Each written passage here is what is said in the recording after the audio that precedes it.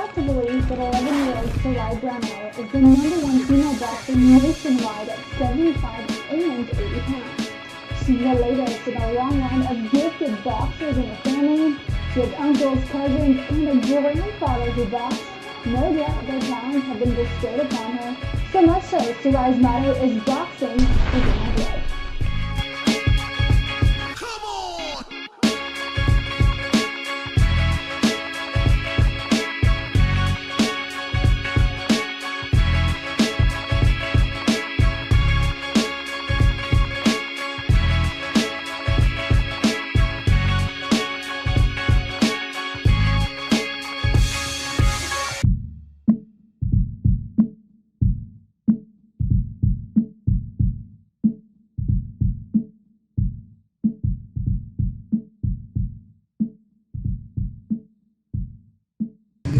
Islam, Moors, Islam, Islam. Sheik Charles Brownell, the Moorish Science Temple of America, Temple number 27, Atlanta, Georgia.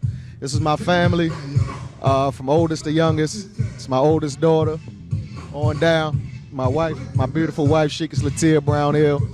And Moors, we out here at the Juneteenth celebration, enjoying ourselves. We're praising Allah for the beauty of this weekend and everything that has transpired. But it's a little bit about myself, Moors. I've been a faithful Moorish American, faithful member of the Moorish Science Temple of America since I was 15 years old. I'm 40 now, so you're talking about over 20 years, over 25 years that I've been a faithful Moorish American Muslim.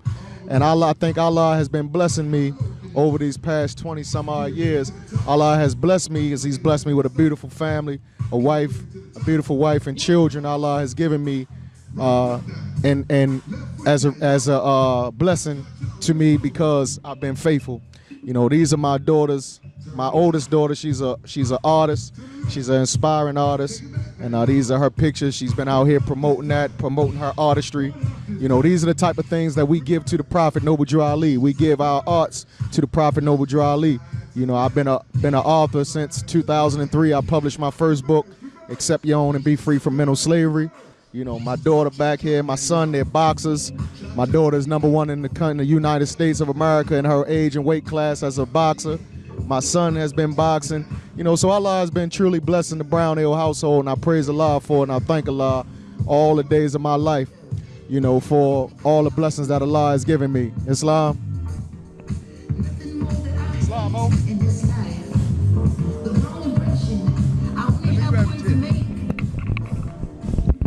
So Islam, I'm here with the Sheik Charles Brownell family, and I thought it was imperative that I interview the family due to the fact that I did a show some time back, maybe less than a month back, and I actually said that this is the typical Moorish family. And what I meant by the typical Moorish family is that the phenotype of a Moorish family should be identified by not only complexion, but in style of dress, character, as well as the uprightness of the whole family unit.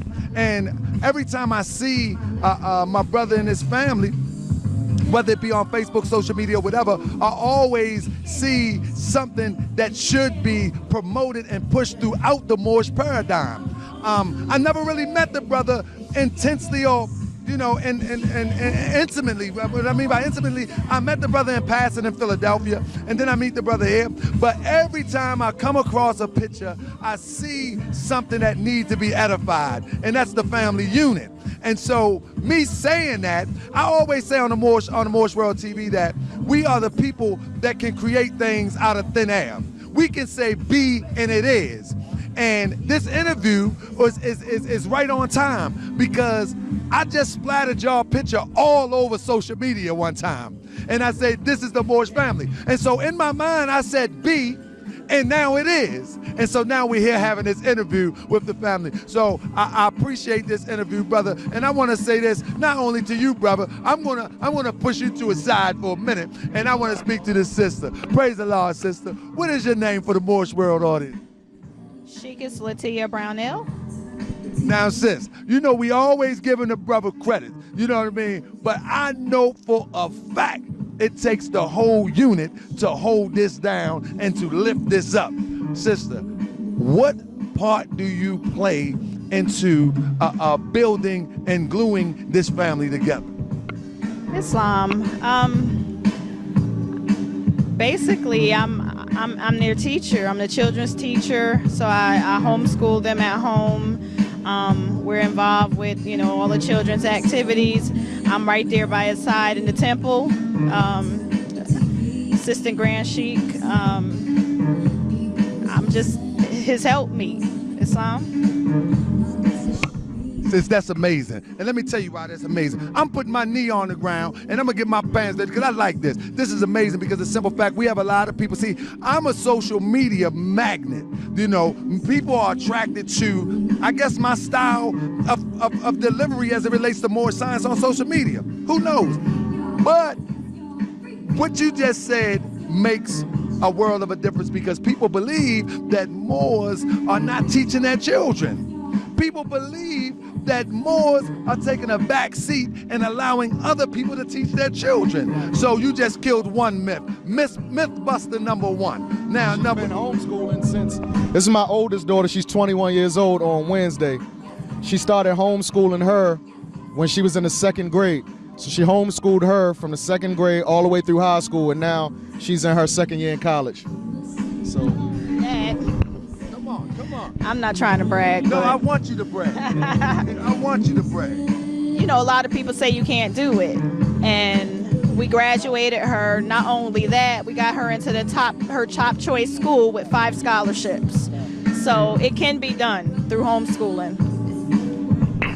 I'm telling you, I'm about to get the chills and cry in a minute, so we're gonna have to get through this because I hear a lot of people talking about us as Moorish Americans, how the Moors should be doing this and the Moors should be doing that. And the Moors is doing that, but you wouldn't know that if you're not affiliated with Moors. How would you know that if you're not affiliated with Moors? And a brother like you, I love to see a brother like you and a family like this, because I said this on the show the other day. I said, we are the only people that run around talking about, hey, I'm a Moor, look at my identification card. You never see Chinese people doing that. They just be Chinese. And when I see you, brother, I just see a Moor. And I see a Moorish family. But let me move on to your daughter now. And I noticed that she got a lot of paintings on here. Hey, amazing. I took pictures of them, which, wow, she's talking about. What inspired you to get into doing art? Well, I've been doing art for many years. I'm gonna say since I was like 5 years old. So I've always been attracted to art and drawing, painting, anything. And then now I'm in art school. I go to Savannah College of Art and Design. So when I was 13 years old, I won an art contest out of 200 kids, and I was a finalist for that contest. And then right after that, I won the trip to Italy, and I went to go learn about, the arts and their architectural design and all that. So I had a really good time. This is something that definitely need to be put out there. And I'm telling you, I'm going to do my best to let this spread like wildfire. I'm gonna share this 1,000,001 times when I upload this. So, brother, what's your name and what's your ambitions? Because I seen you swinging your hands at your father like you know something about that boxing. What is your move? What are you up to? What are you doing?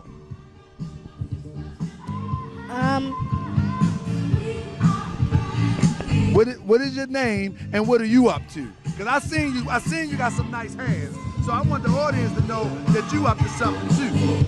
My name is Michael Akeem Ibn Brownell, and I'm boxing. I've been boxing since I was like 9, and so and now I just had my first fight last week, and I'm training, and I keep training, and I'm trying to become number 1 in the world like my sister Soraya. Islam. So come on, hold up. You coming up too. So what's your name, beautiful? Tanae. And how old are you? 14. You how old are you? 14. These children growing up too fast. You 14 years old, and what are you into? What is your specialty? Boxing. Boxing too? Oh, let me tell you something. When I was young, right, I used to like to fight. I used to be the tough guy, right? But y'all, I think y'all getting me a little bit intimidated. So are you planning to pursue a career in boxing? Yeah. I mean, all the way to the top. Yeah. That's what I'm talking about. I'll be back to you in a second. And your name is? Sarai. Sarai. So you're the one that's already on the move, going around the country with this boxing thing, huh? Well, what got you interested in the boxing? Well, How do you feel about boxing?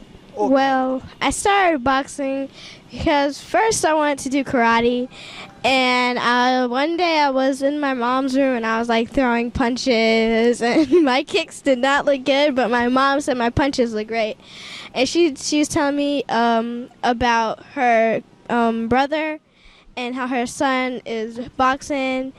And a couple months later, we went up to Albany. That's where my uncle is at. And we went to the gym. And first, Micah was going to be the one that was going to start boxing. And I just picked up some gloves and started hitting the bag. And he said I was a natural, and I really liked it. So I just wanted to start boxing after that. And I love boxing, and I'm gonna stay in boxing. Yeah. Let me ask you a question. Do you ever worry about getting hit? Because when I see you, I'm like, hold up, man. Ain't nobody hitting her, because I might get mad. Do you ever worry about getting hit? No. You hit and don't get hit. It's the name of the game. Praise Allah. So what I want to do real quick before I get to your dad, I want to ask you a few questions. Y'all mind if I ask a few questions? First of all, come here. Islam. Say Islam. What's your name? Isa. Say it again. Isa. Isa. Pleased to meet you, Isa. Can I ask your brother a question? All right. Real quick, off the cuff. Who made you? Allah. Who is Allah? He is the Father in the universe. Can we see him? No. Where's the nearest place we can meet him? In our heart. Who is Noble Ali? He's the lost prophet. See, you playing too many games. You playing too many games. Islam? We gotta get focused, Isa. Islam. Praise Allah. Who made you? Allah. I can't do this interview. Who made you? Allah. You want to say prayer? Can you say the Moorish American prayer? Say prayer. You be yelling at me not saying it in the car. Come on, you can say it right here. Allah, the Father of the universe. Allah fireworks. Say it. Say the whole thing. Allah fireworks. For love, truth, peace, freedom, and justice. Allah protector. Allah is my protector. My God, and salvation. By night, and by day. Is the prophet. Try. Amen. Not the mic. That's it. No, I'm just playing. Real quick. Let me get Sheik Charles Brown if we go get talking. That is amazing. That is amazing. Praise the Lord. You know what? I get soft for stuff like that, Esau, because my young son, he do it the same way. And he been doing it like that for a while, and he's 7 right now, and he just trying to teach me more science now. Right. Praise the Lord. So with that being said, Brother Sheik, brother, tell us about what you're doing with your books, and what's your next step before it get dark in here? Islam, Mo. So praise Allah, Mo. Thank you for... Grab the mic, brother. First of all, Mo. Take it away for us. Thank you, first of all, Mo, for talking to my family and myself, Mo, on this beautiful and this joyous occasion. But, Mo, first and foremost, man, I think nationality is the only solution for today. So at this time, you know, I've been writing books since 2003. My first book, Accept Your Own and Be Free from Mental Slavery, which you see here.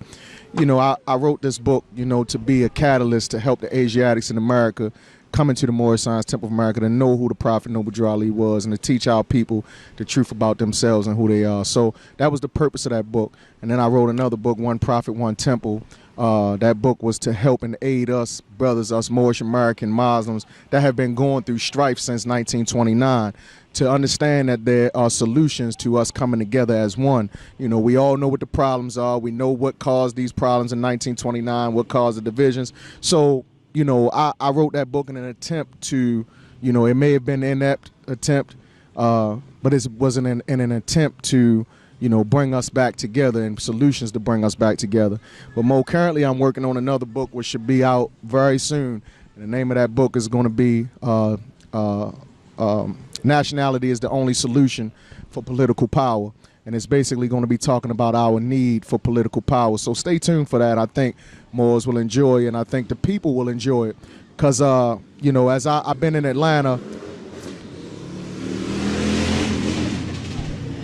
I've been in Atlanta for going on 8 years now, and the time that I've been in Atlanta, I see that we have a lot of Moorish Science Temples of America here, but first and foremost, these Moorish Science Temples of America, we have to come together and realize that there's a great work here in the city of Atlanta for us. You know, in Atlanta, I've been all over the country establishing Moorish Science Temples of America. I've been in New York establishing temples. I've been to Philadelphia establishing temples. I've been in Richmond, Virginia establishing temples.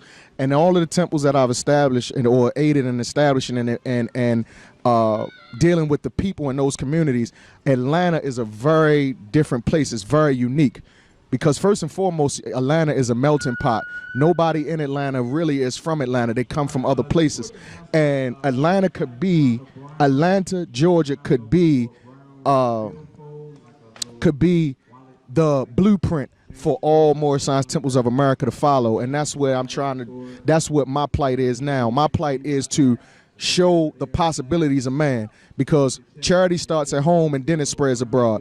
So right now in Atlanta, with all of the temples here, I want to get together with all of the leaders of the Moorish Science Temples of America here in Atlanta and get on one agenda, an agenda for us to build a platform for us to gain political power. The political power that I'm talking about is for us to be able to get the things that we need here in the city of Atlanta and here in Georgia itself. You know, certain things like when members coming into the Moorish Science Temple of America. One of the things that the Prophet Noble Ali brought us when we came into the Moorish Science Temple of America was he gave us our names back. Our culture, our names, our religion, all of these were things that were taken away from us in 1774. One of the things that the Prophet Noble Ali gave us back was our name, Ilim Bey. Now, with that Ilim Bey, brothers and sisters have a hard time going to the government. Now it's like that. It didn't used to be like that, but in 2017, it's hard for brothers and sisters to go into the government without paying money and having an Ilim Bey annexed to their name. We're not talking about the changing of one's name. We're talking about annexing the name given at physical birth. So that's one of the things that we need political power to change, and we can do that here in Atlanta first and foremost. So I want to get the leaders together of the Moorish Science Temples of America here in Atlanta and start to work on things that we can do to come together in unity so that we can show numbers, because there's strength in numbers. And then when we do that, we can deal with the politicians, the city councilmen, the congressmen in the state of Georgia, and have them and befriend them, that we can aid and assist them what their platform is, if we agree with their platform, and in turn ask them to help and aid the Moorish society here in Atlanta. Now, on top of that, the catalyst is for us to be able to catapult our own brothers and sisters in the city council and state government, etc. So when I look out into the membership in the temples and I see brother so-and-so is clean, brother never been to jail, he never did anything, he got a clean record, he's just a clean brother, I say, Mo, we gonna run you for city council. Well, we got a strong enough constituency because all of the Grand Sheiks here in Atlanta done came together and we done built a constituency of bringing members into our temples respectively. And now we got a constituency where we can run a brother for Congress, where we can run a brother for city council, and then he'll be able to exercise our issues. So, Moors, I hope that anybody that's watching this will understand that that's what the blueprint is, and that's my plight today. My plight today and my gospel today is the need for political power. But the only way that we gonna get it is not gonna be like as black people, and that's what we gotta understand. The name Negro, black, and colored are sins. period. I mean, I don't want to offend nobody, but I do want to offend you. I want to offend you enough to for you to say we got to eradicate blackism. And I'm telling you like this, blackism is on its way out the door. They showing you every day, every time one of these police kill one of these Asiatics, and then he gets acquitted when they arrest him for murder. And it's clearly each one of these cases that you can go look at, you'll find that each one of these brothers that was shot down by police, it was ruled a homicide. If there's a homicide, there has to be a suspect. And so if there's a suspect, somebody go to court, somebody must go to jail. It's on camera that you shot this brother. But I draw your attention back to 1857, the Dred Scott case, Dred Scott versus Sanford. Judge Roger B. Taney, Supreme Chief Justice Roger B. Taney, his ruling was that a Negro has no rights that a citizen is bound to respect. We think because it was 1857 that law is no more, it's just gone. And they say that the 13th Amendment eradicated that. But that's not the truth. And I'll tell you why it's not the truth. In closing, I went to school to be a paralegal. I graduated with honors with a degree in paralegal studies. While I was in school, I used to study. I would have to study cases as a paralegal. And I would go to the law library and I would pull out citators, books called that was citators, and the book called Shepherd Citators is what paralegals use to draw case law from. Now, what they call in the legal field, cases that are in that book, they call it good law. If it's good law, it can be cited. Dred Scott case is in the Shepherd Citator as good law. So that means that it's still a law on the books today. Just because they don't talk about it, don't mean it's not on the books. It's a law that's still on the books, and that's why the police can shoot our brothers and sisters down and hunt us, because that's basically what's happening. We're being hunted, and they can hunt us and then call and then get off when they go to court, because we don't have a nationality. The Prophet Noble Drew Ali told us that all true American citizens, and I'm paraphrasing, have a free national name, and they're recognized by their free national constitution of their free national government. All nations have that. Why do you have Mexican Americans, Italian Americans, Irish Americans, etc., but then you got a black man, a white man, a black man, African American, Afro-American, Negro, etc.? So this is my plight, brother. This is what I'm on right now. I'm on political power right now. That's my gospel. I want to gain some political power for us.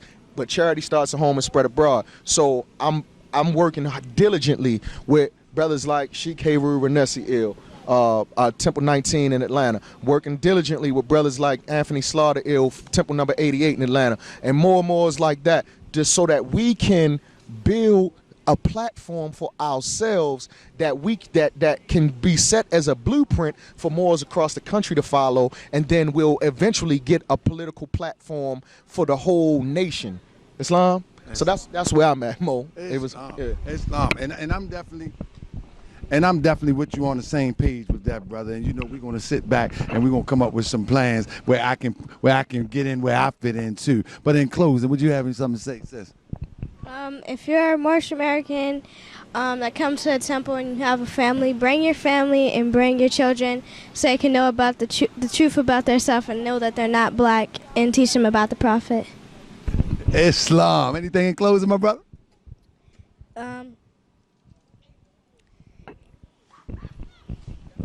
You need to know the truth about your nationality yourself. So come to the temple in every state. It doesn't matter where you live. It's the temple in almost every state. So if you can, figure out where it is and come to the temple if you're not already, and make sure you bring your family. Islam. Come on, you're up next. Anything in closing, sis? Come to the temple and learn the truth about yourself, because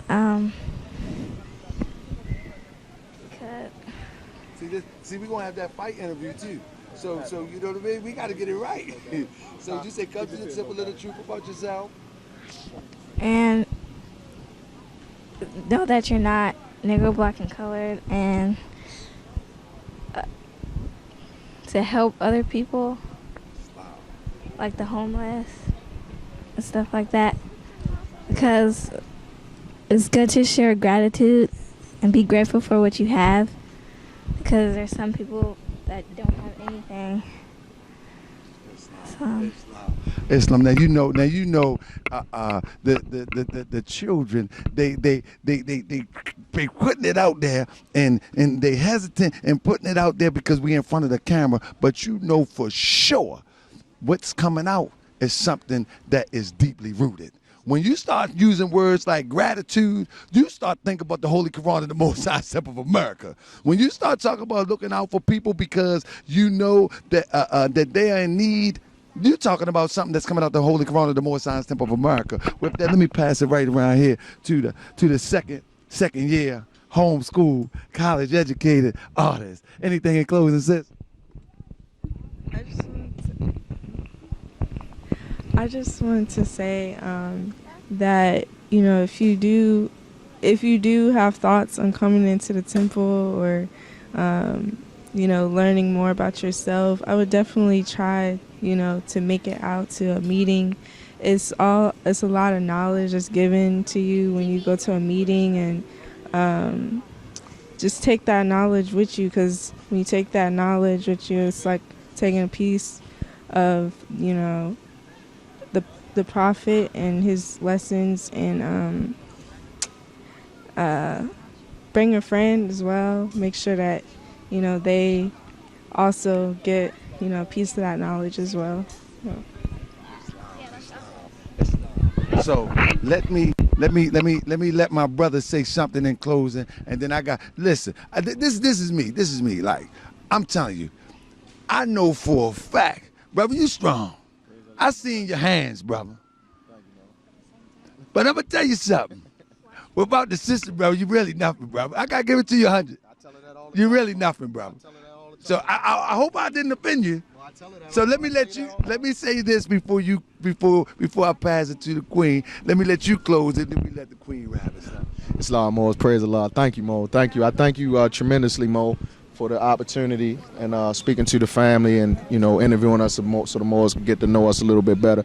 But Mo, I tell my wife that all the time, Mo. I'm nothing without her, Mo, and that I need her strength and everything about her to keep me strong, Mo, because without her I would be weak. I know which side my bread is buttered on, bro. It's not. You know, I make no mistake about it, Mo. I don't think that I possess anything that is mine. You know, everything that I have, Allah gave me. I started off this interview by saying that, you know, I'm just a lowly brother from the city of Baltimore, East Baltimore.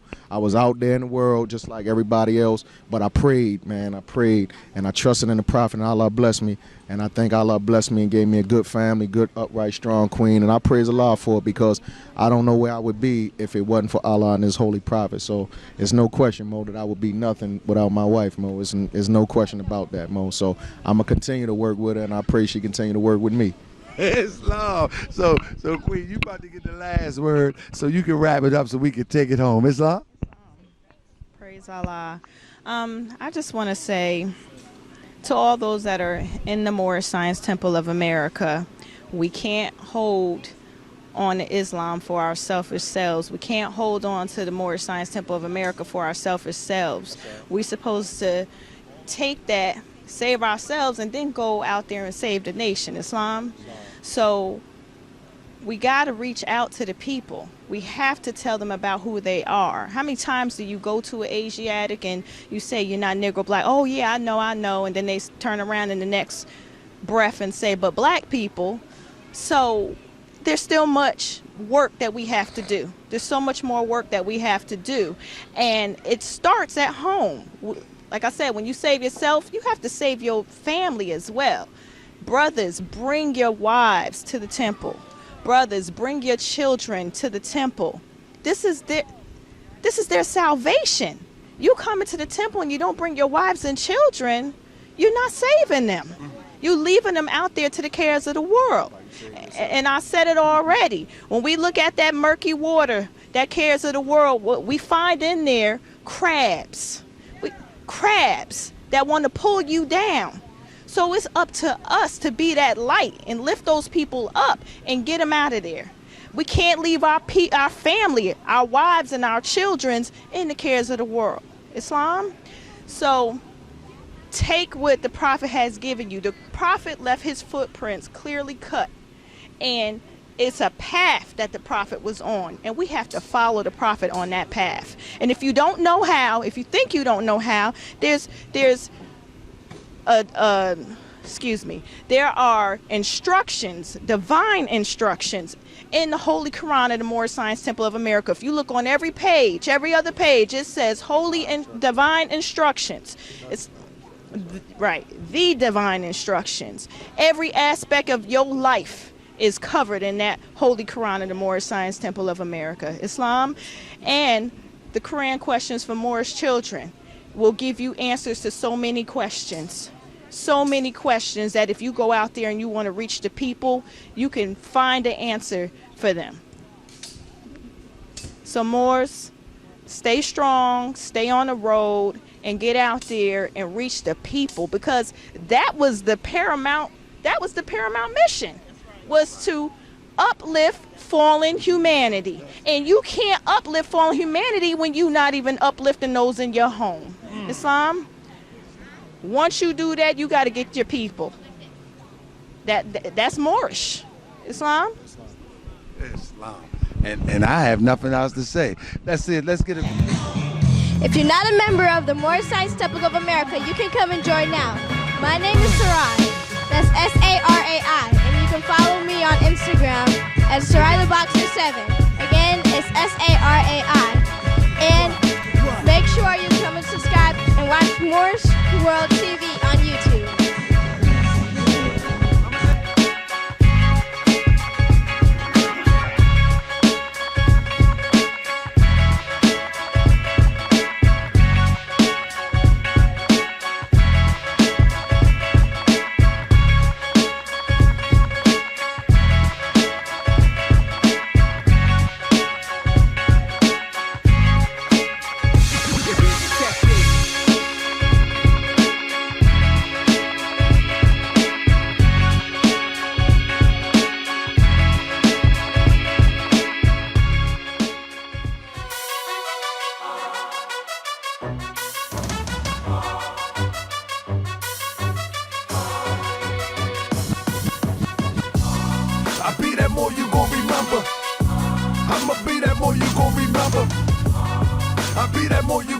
To Harker Bay front line till the law call my number.